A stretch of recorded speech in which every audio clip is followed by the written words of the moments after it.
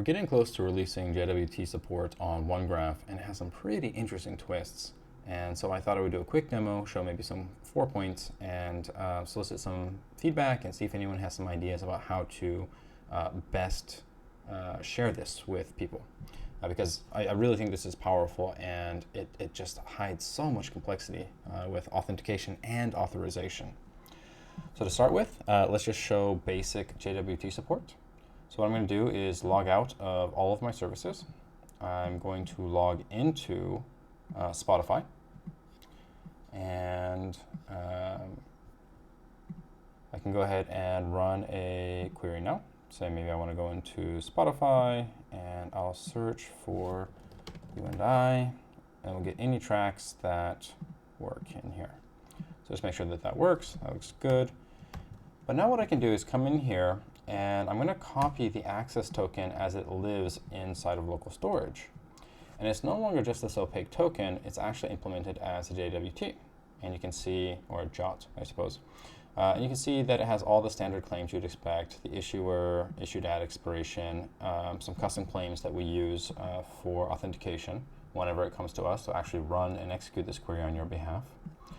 And so you can see that we have just this basic support. But the cool thing is we actually have this custom FindMeQuery hook. And what you can say is that every time a user logs in, you want to run a custom query before signing and generating the JWT. So let's see what that looks like. So I'm going to come in here and say, every time a user logs in, I want to run this query where I go into me and I go into GitHub. And if they're logged into GitHub, I want to know their email, I want to know their ID, their login. I want to know their followers, so how many people follow them. We get the total count of that. And then really importantly, I want to know their organizations. I want to get the first 100 organizations they're part of. That should cover most people. And I want to get the ID of every org and its name.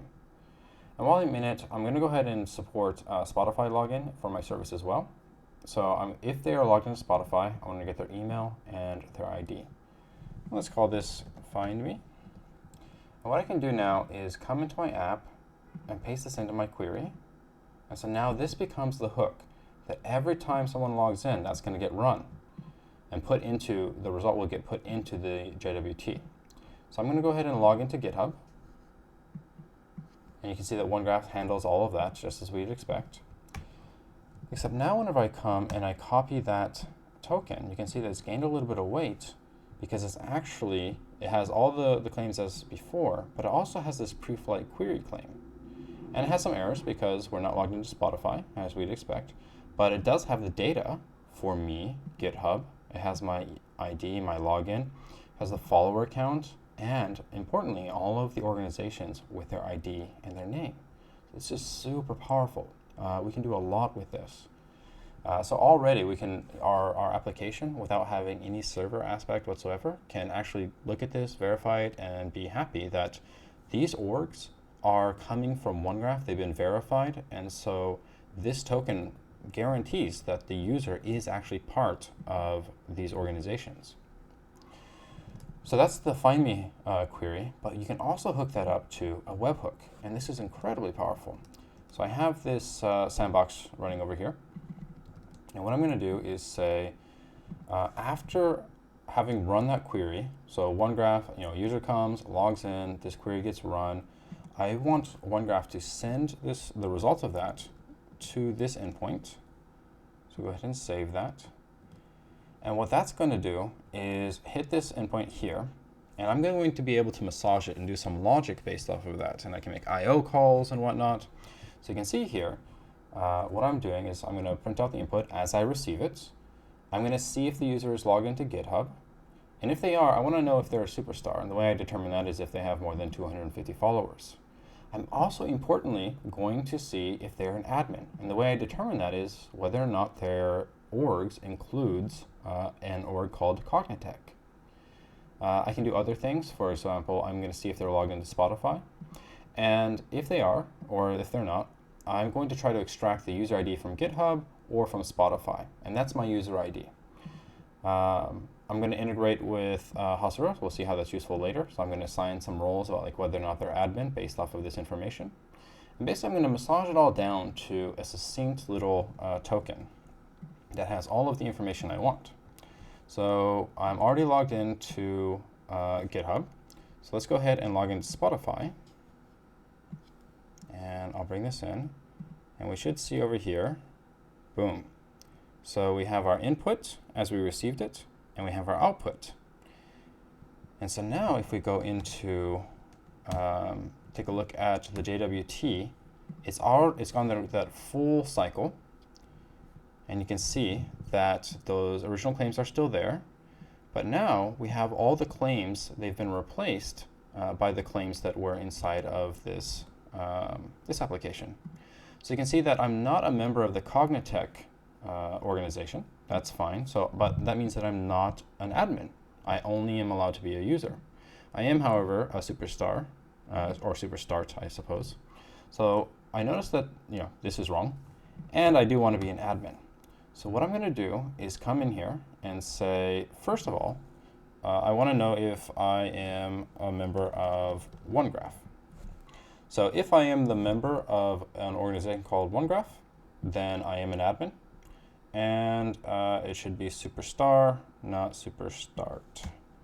So I'm going to save that, and we'll run through another authentication.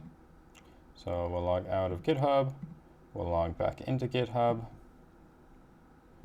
and once we've done that, so let's put this over here. Boom. All right, so let's copy our token, take it into here, and you can see now that I'm an admin.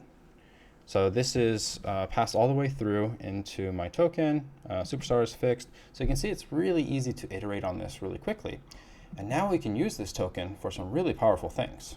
So first what I'm going to do is go into the settings. Let's get rid of that. And we integrate with Hasura. So I'm just going to copy this command that's going to set the public JWK URL. So this is Hasura's format, but we support the public standards.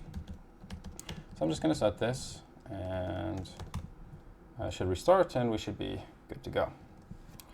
So now whenever I go into Hasura, you can see that I have two tables. I have a board and players, and I have some permissions on those, which is that if you're a user, if you're an admin, you can see everything. But if you're a user, you can only select rows where your Hasura ID is equal to the GitHub user ID. And so that's where our JWT token comes in handy, where what we did is we pulled out the GitHub ID here and assigned that as the X Hasura user ID.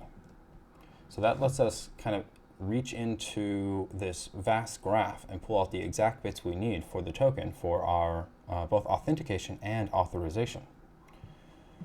And I have some rules about selecting the fields and whatnot, but long story short, a player should only be able to look themselves up and the boards that belong to them, whereas an admin should be able to see everything. I'm going to use the Explorer.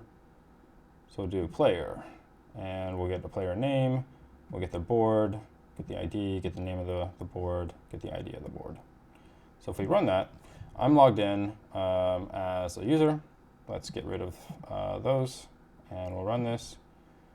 So now I'm an admin, and I can run everything. So that's good to go. But what I want to do is I'm going to take this off the screen and get a curl that I can use. And now you can see that I get exactly what I would expect because I set myself as an admin, so I should be able to see everything. So now let's see what happens whenever I come in here and I revert this back, this change. So I say that you have to be a member of Microsoft to be, or let's say Gatsby.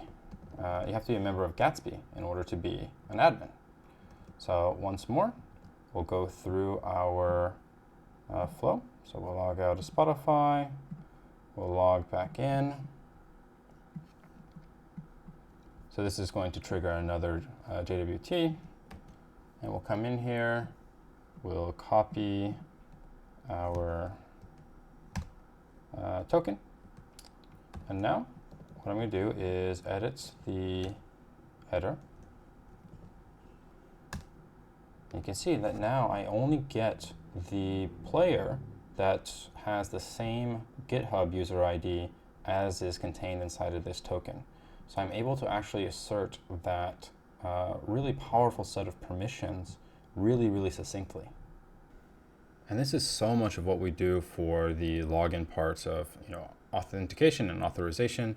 You could imagine, for example, using OneGraph to pull the contents of a gist that you control that has a list of all the admin emails or all of the admin GitHub usernames that are allowed to moderate your discussion board or whatnot.